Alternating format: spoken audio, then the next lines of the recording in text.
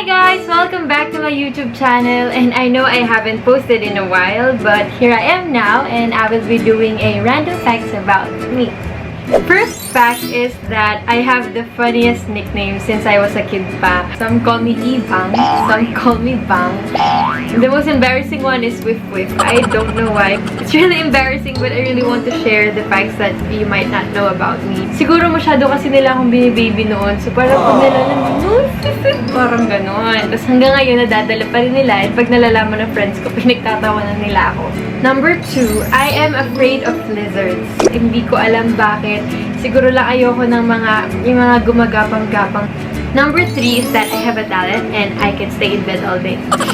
Seryoso yun. Extremes kasi ako kasi feeling ko, kunyari, this day, parang ganado ako mag-work, parang ganon. So talagang workaholic talaga ako buong araw. Talagang work, parang walang pahinga. Pero kapag lazy days talaga, promise, di mo talaga ako mapapaalis dito sa kama ko. Sobrang, kahit wala akong gawin, kahit, syempre, kailangan ko ng phone and food. And syempre, I have to stand to go to the restroom. Pero, kaya ko lang talagang sa kwarto ko lang all day. Number 4, if you're following me on Snapchat, you'll know this. My favorite ice cream flavor is avocado. Hindi ko alam kung anong meron sa avocado ice. Hindi naman talaga ako mahilig sa avocado na fruit. Pero pag avocado ice cream talaga, sobrang nakakalimutan ko ng lahat. Nakakalimutan ko ng pangalan ko. Nakakalimutan ko ng sinaktan niya ako. Nakakalimutan, ay, sorry. Iba na pala yun. Feeling ko nga everyday ko na siya Talagang from ABS to Trinoma, dinadayo ko pa talaga yung avocado ice cream na yan just to buy one. Number 5 is that I can eat sinigang for 1 week. Kahit yun lang yung ulam ko, puro sinigang lang ilagay mo sa akin, sobrang saya ko. Feeling ko nga masasaya pa ako pag ganun yung buhay. Pero yun talaga, kahit sinigang lang yung ulam ko for the whole week, it's fine with me. Actually, before filming this, I ate sinigang. Number 6 is that I'm always on Spotify. I know a lot of you guys know this, pero yung music talaga sobrang mood changer talaga siya. Tsaka lalo na kunyari, pag sad ka, may mga songs talaga na ini-interpret ko ano yung napifeel mo na hindi mo masabi. Tapos, minsan naman kapag sobrang hype ka, sobrang happy ka, you just wanna dance. Ayun, meron naman mga happy songs dyan. Lalo na may speakers kasi talagang malakas ako magpatugtog ng music. Feeling ko nga nagagalit na yung mga kapitbahay namin.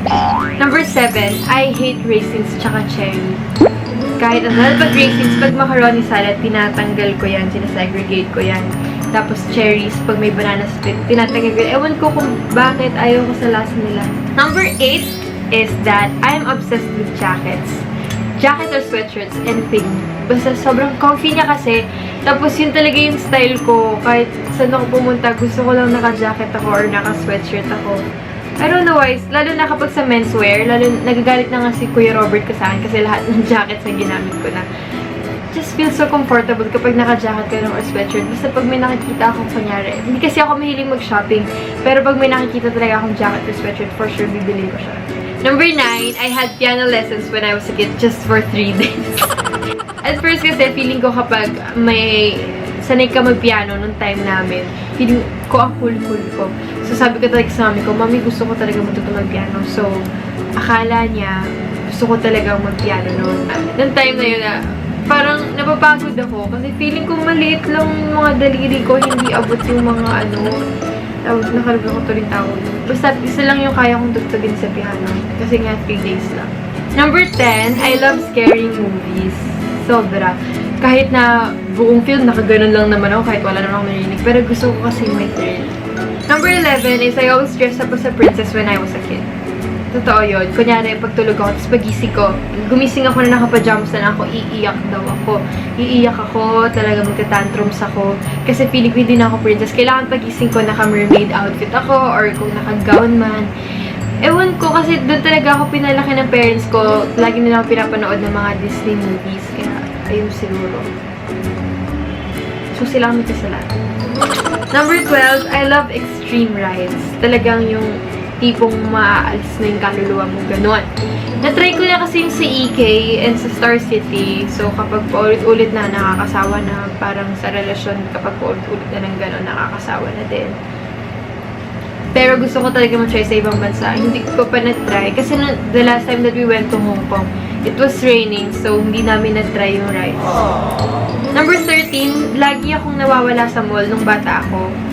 siguro, kunyari, yung first time ko na nawala sa mall, umiyak ako, talaga iyak ako ng iyak. The second time, iyak ako, umiyak na naman ako ng iyak. Third time, parang feeling ko, laging ina-announce yung pangalan ko kapag nawawala ako sa mall. Tapos sabi ko, try ko kaya ulit mag-lakwatsa-lakwatsa. Tapos ayun, umiyak na ako nun kasi feeling ko hindi na talaga ako mahanap kahit anong announce sa pangalan. Number 14, I used to play wrestling when I was a kid. Maybe because I grew up with brothers and brothers only. Wala kasi akong sisters. Tapos ayun, kilala ko yan. Sila Rey Mysterio, sila John Cena, You Can't See Me. Sila, sino ba yan? Eddie Guerrero. Basta, yun. Kasi kapag may bagong technique or pag may bagong style yung mga wrestlers, sa akin tinatry ng mga kuya ko. Kunyari, galing akong school. Tapos, pagpasok ko pala ng pito, meron na agad sasakay dyan sa likod mo, tas good luck na lang sa mga susunod na mangyayari. Number 15, I decided to put this on kasi marami ding nagtatanong. I never had braces. Ngayon, marami nagtatanong. Feeling ko din kasi masakit siya.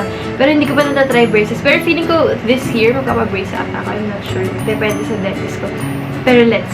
Number 16, nung grade 1, ako, feeling ko may imaginary powers ako. Like, inuuto ko pa nga yung mga ibang kaklase ko. Pupila yan sila. Tapos, titingnan ko yung pinky nila. I don't know why, kung bakit pinky. Pero titingnan ko yung pinky nila. Tapos, mag-i-imagine ako ng color.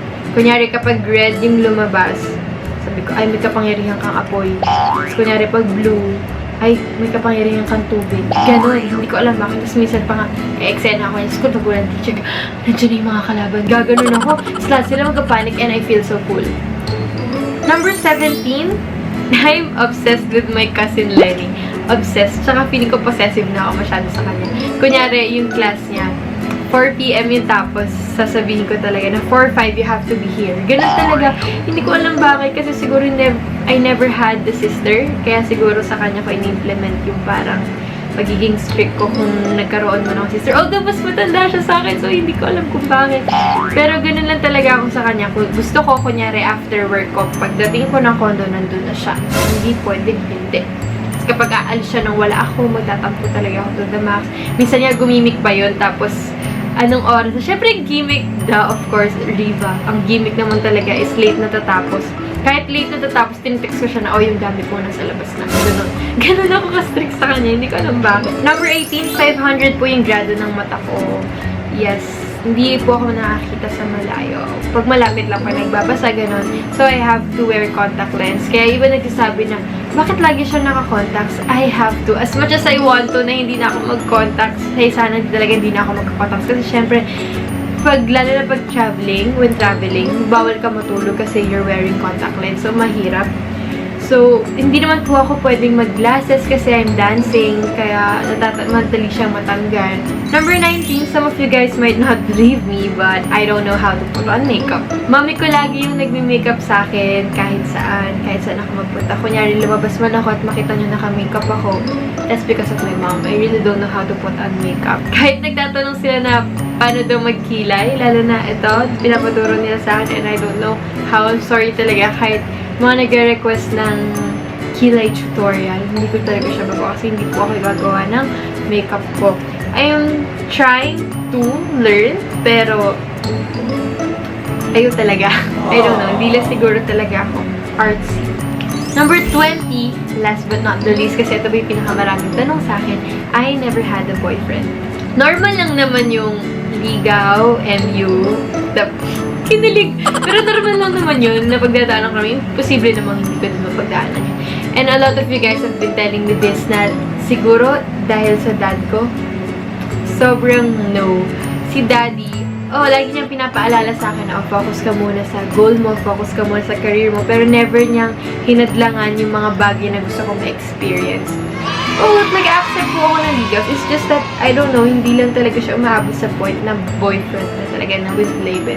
Tsaka, I'm only 18 years old naman. So, okay lang naman siguro na wala pa akong boyfriend. What's in a rush? So, that completes the random facts about me. I hope you guys enjoyed this video. I really had fun shooting this. Don't forget to subscribe to my channel. Follow me on Twitter, Instagram, Snapchat, and don't forget to add me on Facebook as well. And stay tuned for more videos, for more vlogs.